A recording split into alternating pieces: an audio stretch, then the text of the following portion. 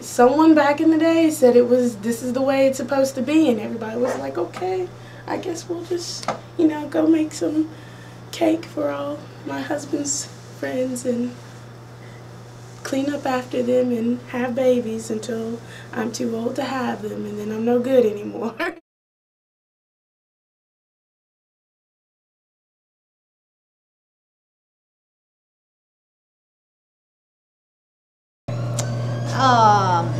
Well, I get to be a professor because other feminists made it happen. Got it. How did you get involved in the movement? Or I think I came out of the womb that way. I think it's really important to counter stereotypes and inform people of what feminism really is, and it's not the other F word. So here I am in my shirt. And I want to say I'm disappointed I haven't seen more men wearing these t-shirts. But there are some professors. Professor who? Licky and Watkins. Good. And Dr. Bissonette. I love women. This is what a feminist looks like. This is what a feminist looks like. This is what a feminist looks like. This is what a feminist looks like. This is what a feminist looks like. This is what a feminist looks like. This is what a feminist looks like. This is what a feminist looks like. This is what a feminist looks like. This is what a feminist looks like.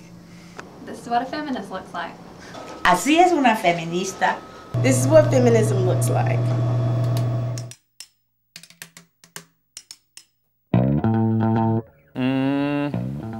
A human being, not a female, not a male, just a human being, but a person who supports equality. I think of Rosa Parks, maybe. Just heard about her recently. And I've been reading in class about this. So an author, Elizabeth Johnson, in her book, She Who Is. I'm a very conservative Christian. That's what I would be classified as. And so when I talk to feminist friends, there's verses in the Bible, and they talk about how the male is to be the head of the household. And that's something that I've grown up in, I've lived out, and I've experienced that as healthy and good and right, and that's not wrong to do that. And so I disagree with other aspects of feminism. I think I could go on for a long time about it. I don't know. I think of a cause that has brought women very far in the past 50 years. I think of it as a positive aspect of our culture. I think of women working for equal rights, moving towards more freedoms in the workplace. I think a lot about history when I think of feminism. Loud, obnoxious, stubborn, and very politically or like civically involved people. I think of strong women and strong men who believe in equality. Most people would say, or some people would say, that feminists are man-haters and some feminists are manly, and that as a whole they hate men, but I definitely don't believe that. It's more of a respected thing. I understand that the way women are treated in society versus men, and how men, just with commercials like truck commercials or something, how they tend to be overrated, and women don't really get enough, and they're more confined to like, you'll do housework or you'll do this and stuff. So I do, most definitely. Especially when you have women that are in careers, but also they're wanting to have families.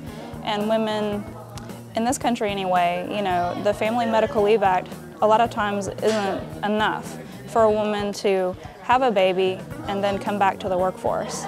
There's not enough time off. So I think as far as that's concerned, we can do more in that respect. Yes, it is, and it will always be relevant. As long as males exist, it will be relevant. Well, because males by nature are misogynistic. Humans are by nature. They hate what is different from them. So, you know, there will always be a few people who don't agree. I think in some aspects, yes. I think, I mean, my big issue with feminism is I'm sick of hearing women in the States whine about how they don't have all this equality when there's women around the globe that are being beaten to death on the streets daily just for their skin showing. You know, I don't know, that's my big issue with it, so. Definitely. It's like exploding, at least on Bayer campus, in my classroom, because I'm taking a class about it. Stay strong.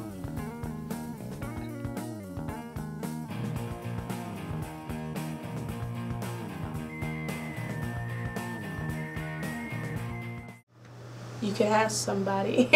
I mean, instead of like going to someone that is not really into it and doesn't really know anything about it, instead of like basing it off of assumptions and stuff like that, you should ask your local feminist. And we're not hard to spot, you know, I don't think we are. If you're on campus, you can always stop by the Women's Studies office. Someone's always in here. I read a lot of books. That's always good. To read people. Internet's great too. I mean, I'm not gonna lie, a lot of my stuff comes from the internet, just going and checking out. You know, you hear certain names involved in feminism like Angela Davis, Audre Lorde, you know, Gloria Steiner. Everybody's always protesting something. Why? Because they have to. Yeah, just ask somebody, go online. There's a website that will tell you when something's gonna go down. It's kind of weird, you know, because as soon as someone organizes a protest, you know about it. Facebook's good. Facebook's really good. There's a human trafficking. There's someone organizing a protest and awareness rallies for human trafficking. I have, at least since like July, been working with an organization in Atlanta, and we focus on reproductive justice. Okay, reproductive justice. The definition is equal rights and access to anything involving health care, regardless of race, gender, ethnicity, sexuality, nationality, so on and so on. What I hope to accomplish with working in reproductive justice is that everyone will realize that a woman has the right to make her own decisions, that anybody has the right to make their own decisions, and that we can make our own decisions. You know, like, I kind of feel like people don't trust us with the responsibility of dealing with our bodies, and it's pretty sad because basically we're giving ourselves to the government and basically saying, no, you tell me what to do, you tell me what's right. Respect is just a minimum. Go on, girl, and get you some. I am woman, hear me roar. Dustin is our male counterpart in here, I guess. He's the constant presence of the maleness. How does that make you feel? Do you feel a little? Do you feel the equality, or do you feel a little left out? Or I feel I'm the great equalizer here. No, like, what's gonna happen to me after this? They're gonna find me. What I'm talking about. So, it's my show.